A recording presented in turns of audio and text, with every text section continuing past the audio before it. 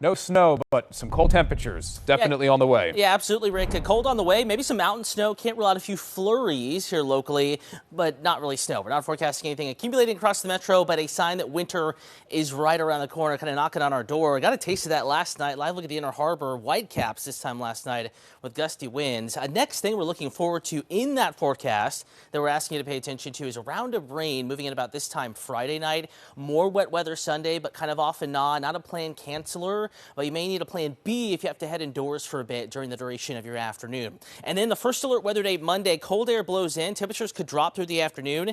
And then a secondary first alert weather day, cold and wind combo kind of working in tandem to make it feel uncomfortably cold as we get into Tuesday. Speaking of, it's already pretty chilly out there right now. 37 BWI. Humidity's coming up. So is that number, the dew point. And as they get closer and closer, that dew will start to form. And we're probably going to wake up to quite a bit of frost in the morning, especially outside of the Beltway. 32, a freeze in Frederick, 36 and Westminster. On the eastern shore, if you're closer to the bay, lower 40s, closer to eastern Caroline County, eastern and inland portions of Talbot, Dorchester counties, away from the water, 30s, right on the water, like Annapolis in the lower 40s, Clinton 35, and again 32 in Frederick, Mount Airy, probably about 30 or 31. Not there long though, cold start, but look at that turnaround. We're back in the low to mid 60s tomorrow afternoon. Initially lots of sunshine, clouds increase through the day, but we're going to keep it dry. So the things you will notice tomorrow, kind of a topsy-turvy day. Colder tomorrow morning than this morning, but tomorrow afternoon warmer than it was this afternoon. And winds will crank here as clouds increase, gusting 20 to 30.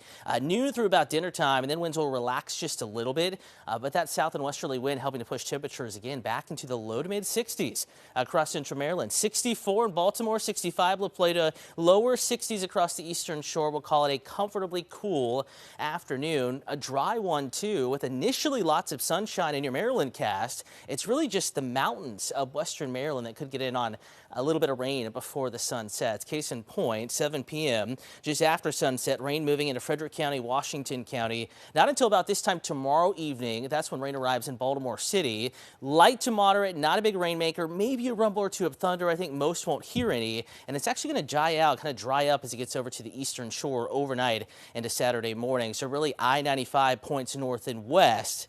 That's where the rain chance is greatest, and it's less than a half inch. Not a drought buster, and it's mostly while you're sleeping. Saturday for Veterans Day, we're looking pretty good. We have the Baltimore City Veterans Day Parade, and it will be broadcast and covered on streaming on CBS News Baltimore. We're dry, we're warm, 60s and lower 70s. Sunday, Howard County has their celebration and their parade. Showers off and on through the day. Have the plan B just in case. Monday, our first alert weather day, weird temperature day, where we begin in the 40s and lower 50s, and then temperatures tumble through the day with breezy winds. Drive home 30s and 40s, and overnight Monday into early Tuesday, cold and wind, that's the guarantee, but possibly a few snow flurries and sprinkles. Dry and cold Tuesday, could have a hard freeze northwest metro, but we are back up to 60 by Wednesday.